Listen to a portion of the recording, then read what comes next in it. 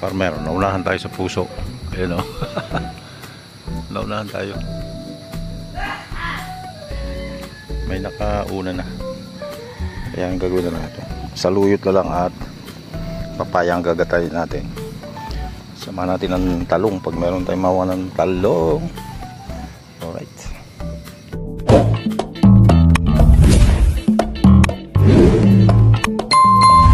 Mga kaparmer, kawawa yung papaya natin.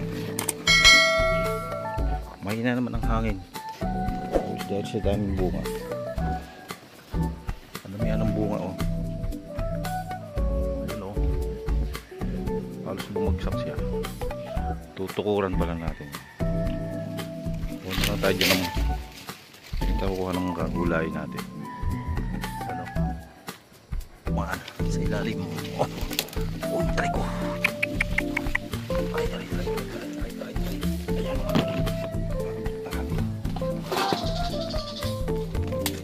Boy.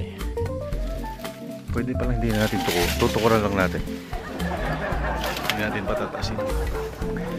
Para madali tayong makakuha. Oh, hindi hinog. Aray ko, may langgam. Langgam. Wait lang. Dahil bunga. Hinog kunin natin yung hinog.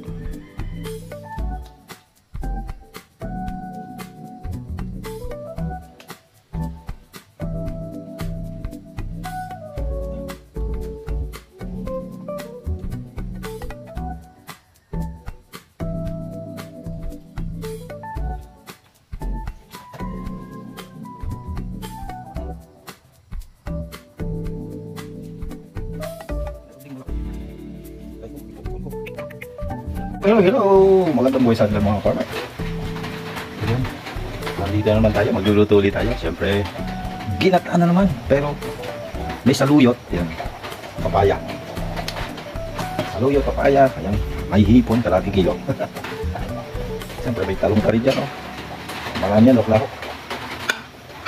Shout out nga pala kay Salviva. Salviva, napakadali ng luto natin. Ginataan. Ito, luya and bawang. Today's video, mga kaparmer. Walang kasawa-sawa sa ginataan. Kala ko meron pang puso ako ng mga kakawit. Naunahan ko na tayo. Ayun papaya. Sasahog natin. Papaya yung natani. Kung ba ng malakas na ulan ng ating papaya? Malakas na ulan dahil kung tulungan ng mga hangin. Lagyan natin natin sibuyas.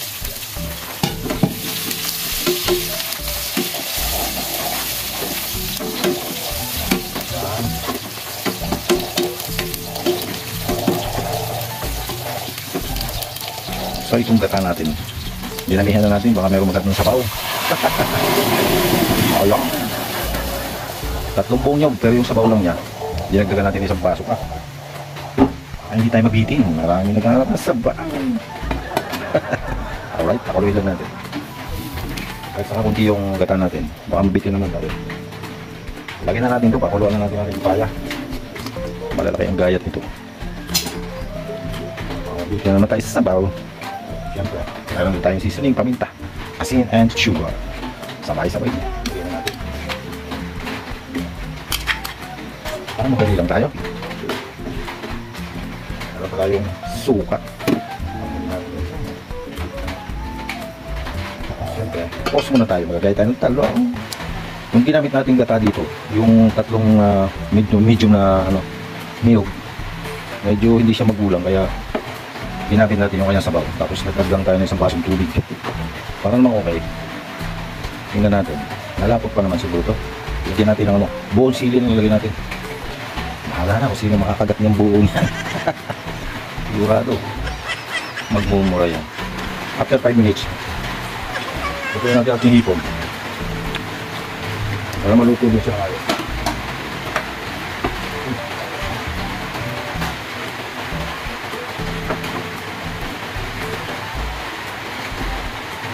Sabay na natin yung talong.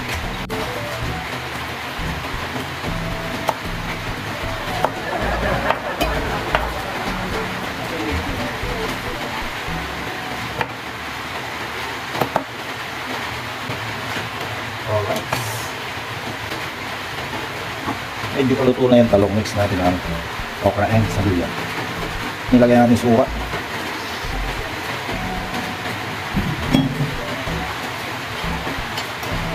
Kahit kung ilang okra natin. Ilagay natin guys. Habang umuulan, masarap ang humigop ng sabaw. Ayaw, di ba? Palagay ko naman. May sabaw tayo ngayon. Alright.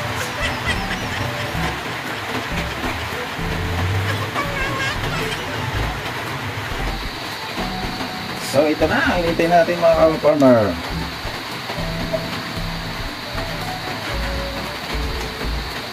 Lagay na natin yan ang ating saluya.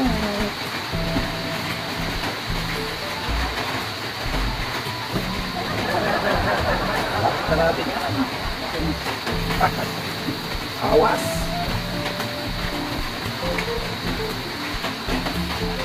Okay, yan.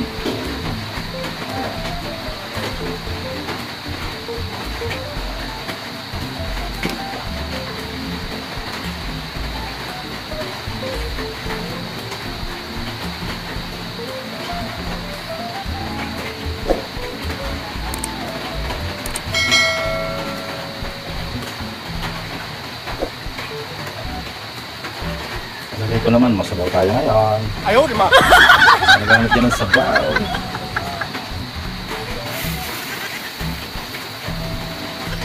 Okay na to. Okay, cabinet.